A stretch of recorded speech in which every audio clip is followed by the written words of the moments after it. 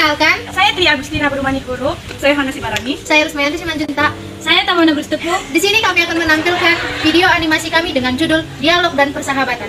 Silakan ditonton. Topik pembahasan kita yang pertama adalah dialog sosial demi budaya baru. Kita ketahui suatu bangsa atau sebuah bangsa tumbuh karena adanya dialog antara berbagai budaya, yakni budaya populer, budaya universitas, budaya orang muda, seni dan teknologi, ekonomi, keluarga, dan media. Seringkali dialog ditempuh melalui opini panas maupun informasi palsu. Jadi, hanya cara oportunis yang sebenarnya hanya monolog sehingga tidak mengubah apa-apa. Berita di media seringkali hanya bertujuan menyampaikan opini, lalu orang saling menyerang kesalahan tanpa menyampaikan pandangan baru yang lebih berbobot. Sulitnya dialog menunjukkan bahwa setiap orang memikirkan kepentingannya, bukan kepentingan dan kesejahteraan bersama.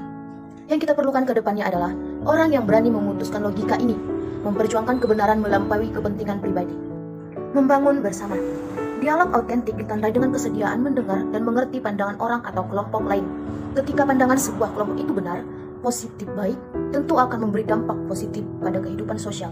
Namun itu tidak mengandaikan sebuah dialog di kelompok yang lain. Di era kemajuan global ini, media dapat membantu kita untuk merasakan kesatuan umat manusia agar tumbuh solidaritas untuk membangun kebaikan bersama. Paus memaknai kemajuan dunia internet sebagai sebuah anugerah Tuhan. Anugerah ini dapat menjadi sarana jejaringan yang baik sebagai media penyatu segenap umat manusia. Namun tetap diperlukan suatu kontrol agar sarana ini sungguh menjadi media yang mempersatukan. Dasar kesepakatan, relativisme bukan solusi dalam dialog. Lebih-lebih, relativisme moral tidak tertarik dengan kebenaran objektif. Semua demi kepentingan sementara.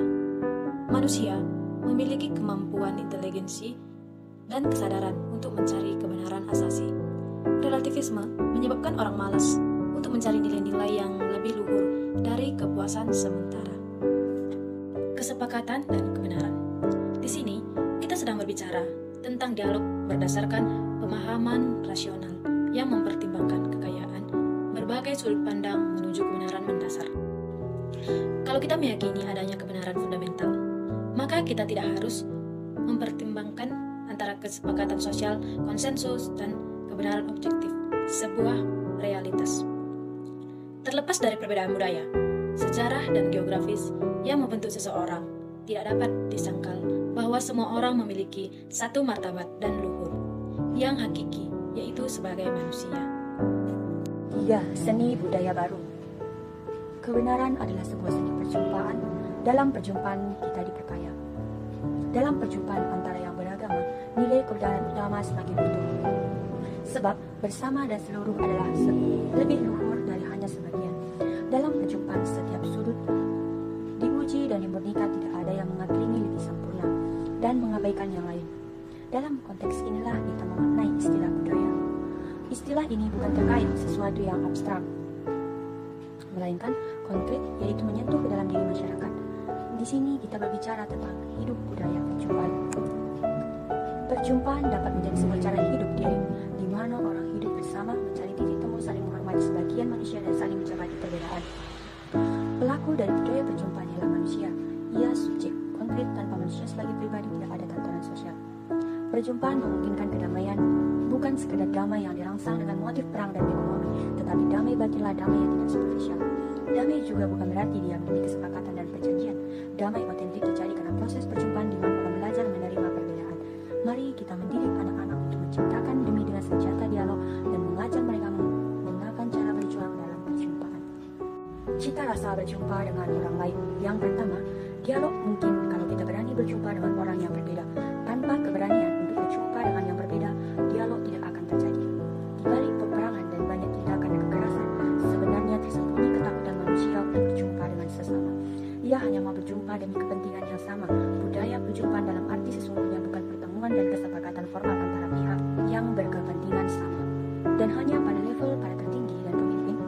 Dialog yang baik melibatkan masyarakat sebagai subjek kebudayaan, terutama masyarakat asli.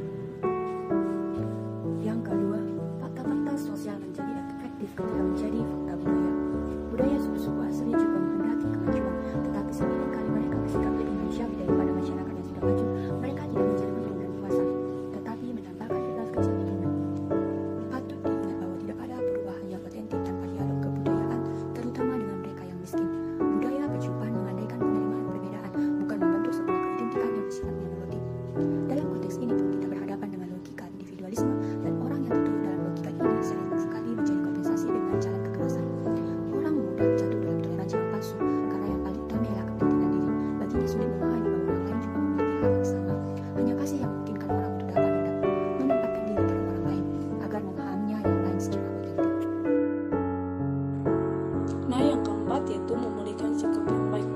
Dalam memulihkan sikap yang baik, kita harus membuang rasa individualisme dan rasa egoisme dalam diri kita, di mana rasa individualisme akan menimbulkan permasalahan dalam hidup kita, di mana seorang individualisme akan menganggap orang lain itu merupakan sebuah gangguan dalam hidupnya, terutama apabila ia berada dalam situasi yang krisis ataupun sulit.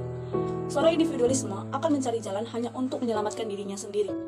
Hal itu merupakan sikap yang sangat jauh dari sikap baik. Akan tetapi, di tengah dunia gelap seperti saat ini, tentu masih ada orang yang baik, di mana orang-orang itu yang memancarkan sinar-sinar terang. Orang seperti ini, dalam bahasa Santo Paulus, disebut orang-orang yang memiliki buah-buah roh.